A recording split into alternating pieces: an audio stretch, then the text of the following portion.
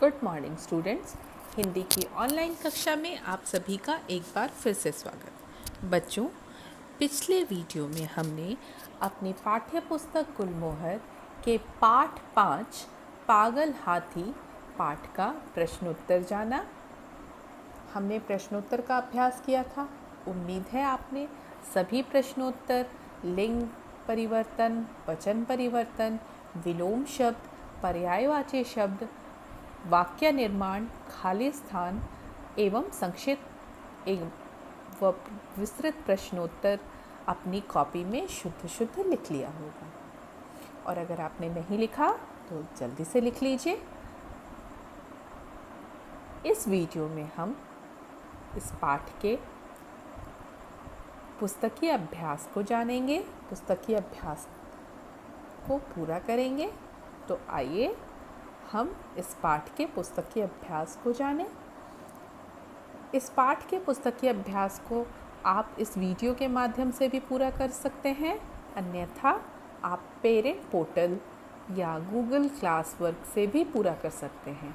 अब आपके पास Google classwork का भी ऑप्शन है, उस माध्यम से भी आप अपने पिछले कार्यों को भी पूरा कर सकते हैं और आने वाले सभी असाइनमेंट्स भी आपको गूगल क्लासरूम में भी मिलेंगे। और पेरेंट पोर्टल, जिसमें आप पहले असाइनमेंट पाते थे, वो भी दूसरा माध्यम है हमारे पास। तो अब हमारे पास अपने सभी असाइनमेंट को पूरा करने के लिए दो माध्यम हैं, कैंपस केयर भी और गूगल क्लासवर्क भी। गूगल क्लासरूम में आप क्लासवर्क पे जैसे क्लिक करेंगे, आपको अब तक भेजे गए सारे वीडियो, सारे असाइनमेंट्स मिल जाएंगे। तो बच्चों, अगर आपने अब तक कुछ भी मिस किया है, ऐसे कोई भी पाठ हैं, ऐसे कोई भी प्रश्नोत्तर हैं जो आपने पूरा नहीं किया है, तो आप गूगल क्लासरूम में देखकर पूरा कर सकते हैं। क्लासवर्क में आपको सभी असाइनमेंट भेजे गए हैं, अन्यथा आप चाहें तो सभी क्लासवर्क को दोबारा से देखकर यह कंफर्म कर लें, यह निश्चित कर लें कि आपने सभी असाइनमेंट पूरा कर लिया है। चलिए प्रारंभ करें अभ्यास। सबसे पहले पृष्ठ संख्या 40, पाठ 5 पागल हाथी और पृष्ठ संख्या 40। मुहावरे। आपको इस पाठ में कई मुहावरों से परिचित कराया गया। आइए उन मुहावरों का अर्थ जानें। अपने आपे में नहीं रहना, होश हवास खोना। होश हवास खोना मतलब अपने बुद्धि विवेक काम ना करना। मिजाज गर्म होना, क्रोधित होना, गुस्सा हो जाना। मुंह फेर लेना, ध्यान न देना, बात न करना, किसी बात पर ध्यान न देना, मुंह फेर लेना। दम लेना, आराम करना। दम लेना, आराम करना। ढिंढोरा पीटना, ढोल बजाकर सर्वसाधारण को सूचना देना। ढिंढोरा पीटना, ढोल बजाकर सर्वसाधारण को सूचना देना। कमर कसना, किसी काम के लिए तैयार होना। दांतों तले उंगली दबाना, आश्चर्यचकित होना। यहाँ पर कुछ श्रुति लेख के लिए शब्द दिए गए हैं। इन शब्दों से आप पाठ में परिचित हो चुके हैं। दोबारा से इसको एक बार उच्चारण करके जानें इन शब्दों को। क्रोध, मामूली, चिंघाड़ता, ढूंढना, पाँव, चट्टान, सूंड, रौंदना, उंगली, रुपए। इन सभी कार्यों को आपको पुस्तकीय अभ्यास के जो भी कार्य हैं वो आपको अपनी कॉपी में नहीं लिखना है। बार बार ये बताया जाता है, पुस्तकीय अभ्यास को हम पुस्तक में ही रहने देंगे, पुस्तक से ही पढ़ेंगे। इसको कॉपी में लिखने की बिल्कुल आवश्यकता नहीं है। अभ्यास। निम्नलिखित प्रश्नों के उत्तर दीजिए। यह संक्षिप्त प्रश्न है, तो हम उत्तर 1 या 2 शब्द में ही देना है। पूर्ण वाक्य में नहीं देना है। राजा मोती पर क्यों क्रोधित हुए?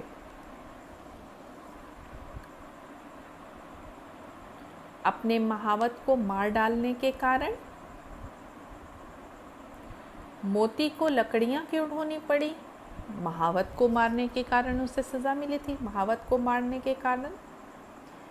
मोती ने किसे मार डालने की कोशिश की? कोशिश तो उसने राजा साहब को मार डालने की थी।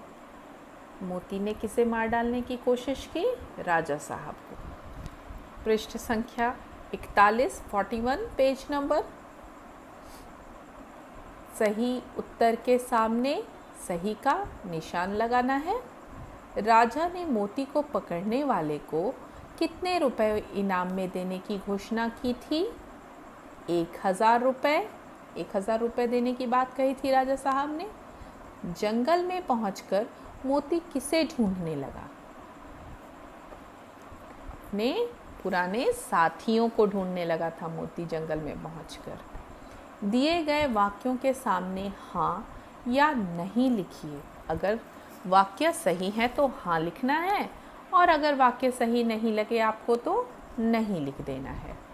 मोती हाथी राजा साहब की खास सवारी था। हाँ, मोती ने मुरली को मार दिया था। नहीं, मुरली को तो नहीं मारा था मोती ने। मोती को जिंदा पकड़ने पर 1 लाख रुपए का इनाम रखा गया था। नहीं, बिल्कुल नहीं, 1000 रुपए का। मुरली 8 वर्ष का बालक था। हाँ, मुरली को 1000 रुपए का इनाम दिया गया। हाँ। निम्नलिखित प्रश्नों के उत्तर लिखिए। मोती ने पागलपन में क्या किया? मोती ने पागलपन में अपने महावत को मार डाला। मोती अपनी दशा देखकर क्यों दुखी हुआ? मोती अपनी दशा देखकर दुखी हुआ क्योंकि उसकी पदवी छीन ली गई और उसे कुलियों की तरह लकड़ियां ढोनी पड़ती थीं। राजा साहब ने ढिंढोरा पिटवाकर क्या करने को कहा? राजा साहब ने ढिंढोरा पिटवाकर कहा कि जो आदमी मोती को जिंदा पकड़कर लाएगा उसे 1000 रुपये इनाम में दिए जाएंगे। मोती वापस महल में कैसे आया? मुरली ने अपने स्नेह से मोती को सुधारा और उसे महल में वापस लाया। पृष्ठ संख्या 42। प्रश्न संख्या 4।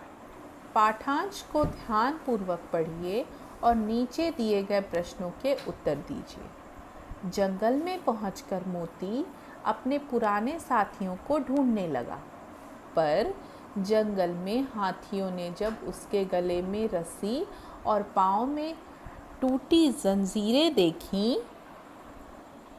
तो मुंह फेर लिया। वह भागता हुआ वापस महल की ओर चल पड़ा। वह रास्ते में ही था कि उसने देखा राजा साहब शिकारियों के साथ घोड़े पर चले आ रहे हैं। वह फौरन चट्टान की आड़ में छिप गया। धूप बहुत तेज थी। राजा साहब जरा दम लेने के लिए घोड़े से उतरे। अचानक मोती चट्टान की आड़ से निकल पड़ा और चिंघाड़ता हुआ राजा साहब की ओर दौड़ा। इस पाठांश को पढ़ना था। पाठांश यानी पाठ के अंश। पाठ में से ही ये वाक्य लिए गए हैं, यानी यह गद्यांश या पाठांश आपके पाठ के ही हैं। इन पाठ के अंश यानी पठित गद्यांश को आपने पढ़ लिया। अब इनसे संबंधित प्रश्नों के उत्तर देने हैं। मोती के पुराने साथियों ने उससे मुंह क्यों फेर लिया था? मोती के गले में रस्सी और पाँव में जंजीर देखकर उसके साथियों ने मुंह फेर लिया था। मोती ने रास्ते में क्या देखा? मोती ने रास्ते में राजा साहब को शिकारियों के साथ घोड़े पर जाते हुए देखा। राजा साहब घोड़े से क्यों उतरे? राजा साहब आराम करने के लिए घोड़े से उतरे थे। मोती ने अचानक क्या किया? मोती ने अचानक राजा साहब पर हमला कर दिया। भाषा ज्ञान यानी यह भाषा ज्ञान का मतलब क्या है? अब हमें व्याकरण संबंधित प्रश्नों के उत्तर जानने हैं। चलिए आगे देखें। प्रत्येक शब्द के दो दो पर्यायवाची शब्द लिखे। यहाँ मैंने दो दो पर्यायवाची शब्द प्रत्येक शब्द के लिखे हैं। आप चाहें तो आप इसके अलावा दूसरे शब्द जो आप जानते हैं, जिसकी जानकारी आपको है, आप वो भी लिख सकते हैं। चलिए अभ्यास करें। हाथी, गज, हस्ती। जंगल, वन, कानन। पाँव, पैर, पद। आदमी, नर, मनुष्य। राजा, नृप, भूप। नदी, सरिता, तटिनी। रास्ता, पथ, मार्ग। सूरज, सूर्य, भानु। निम्नलिखित वाक्यांशों के लिए एक शब्द लिखिए, या अनेक शब्दों के लिए एक शब्द है। आप इससे भली भांति परिचित हैं। अनेक शब्दों के लिए एक शब्द आप जानते हैं। अनेक शब्दों के लिए एक शब्द क्या है? एक वाक्यांश होते हैं, उनको पढ़ना है और उनको पढ़कर आपको जो भी ज्ञान मिल रहा है कि यह वाक्य किससे संबंधित है, वह वाक्य यहाँ लिखना है, वह शब्द यहाँ लिखना है। पहले तो इस वाक्य को पढ़ना है और फिर उससे संबंधित जो भी आपके दिमाग में बात आ रही है, यह बात किसके लिए कही गई है, यह किसके लिए कही गई बात है, वह लिख देना है, वह शब्द यहाँ लिखना है। सिर पर बोझ ढोने वाला। सिर पर बोझ कौन ढोता है? कुली। जैसे कि पत्र बांटने वाला कौन होता है? कौन? हर कोई तो पत्र नहीं बांटता, हर कोई तो सिर पर बोझ नहीं ढोता। तो यह वाक्यांश किसके लिए कहा गया है? कुली के लिए। जिस तरह पत्र बांटने वाला डाकिया होता है। घास फूस से बना घर, झोपड़ी।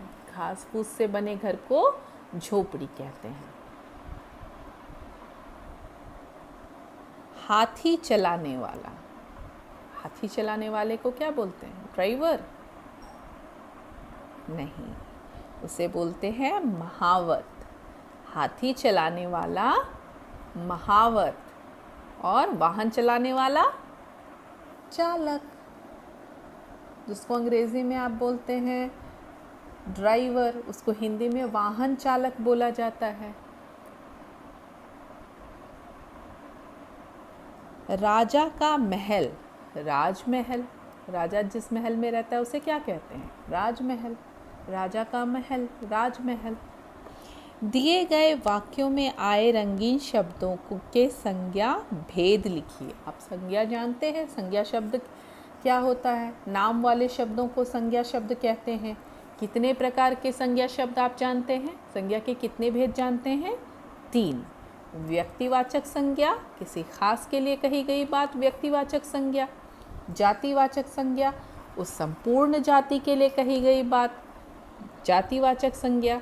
और भाववाचक संज्ञा, जिससे हमारे भाव, हमारे गुण, दोष और दशा का बोध हो, उसे भाववाचक संज्ञा कहते हैं। मोती, हाथी, राजा साहब की खास सवारी था। यहाँ पर रंगीन शब्द है मोती, और मोती क्या है? नाम है। उस हाथी का नाम था मोती, और हर हाथी का नाम तो मोती नहीं होता। उस पर्टिकुलर उस हाथी का नाम मोती था, यही खास बात थी। ये बात तो भाई व्यक्तिवाचक संज्ञा में आएगी, क्योंकि हर हाथी का नाम तो मोती नहीं होता। राजा साहब को क्रोध आ गया। यह क्रोध शब्द क्या है? क्रोध शब्द ना तो व्यक्तिवाचक संज्ञा है, ना जातिवाचक, यह तो है भाववाचक संज्ञा। उसे लकड़ियाँ ढोनी पड़ती थीं। अब लकड़ी तो भाई हर लकड़ी को लकड़ी ही कहा जाता है, चाहे वह किसी भी खास तरह के पेड़ का हो या कोई भी लकड़ी हो, छोटी लकड़ी हो, बड़ी लकड़ी हो, शीशम की लकड़ी हो या जी बिल्कुल टिक की लकड़ी हो, और आम की लकड़ी हो या अमरूद के पेड़ की लकड़ी हो, लकड़ी तो लकड़ी ही कहलाती है। तो उसे लकड़ियाँ ढोनी पड़ती थी। लकड़ियाँ यानी यह हो गया जातिवाचक संज्ञा। महावत के बेटे का नाम मुरली था। मुरली क्या हो गया? व्यक्तिवाचक संज्ञा। मैंने ही इसके पिता को मार डाला था। पिता, हर किसी के पिता को पिता ही कहा जाता है, तो पिता है जातिवाचक संज्ञा। यह तो पूरी जाति के बारे में कही गई बात है। जैसे लकड़ी, पिता, ये दोनों ही जातिवाचक संज्ञा। क्रोध से हमारे भाव प्रकट हो रहे हैं तो यह है भाववाचक संज्ञा। मोती और मुरली नाम है तो यह है व्यक्तिवाचक संज्ञा। आगे, निम्नलिखित शब्दों के वचन बदलिए। वचन बदलना, लकड़ी बड़ी ई की मात्रा है तो यह बन जाएंगे छोटी ई की मात्रा और या में। लकड़ी में बड़ी ई की मात्रा है, यह बदल के हो जाएंगे छोटी ई की मात्रा और या। जहाँ भी अंत में बड़ी ई की मात्रा रहती है वह बदल कर छोटी ई की मात्रा और या में बदल जाते हैं। तो लकड़ी, लकड़ियाँ। वैसे ही दूसरा शब्द है चट्टाने। एक ही मात्रा है, एक ही मात्रा हट जाएगा और वह बिना मात्रा वाले शब्द बन जाएंगे। चट्टान। झोपड़ियाँ, झोपड़ी। रुपया, रुपये। उंगली, उंगलियाँ। घोड़े, घोड़ा।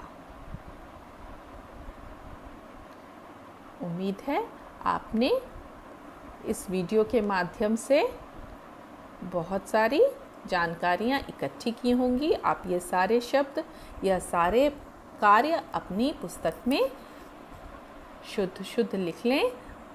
इन सभी कार्यों को पूरा कर लें।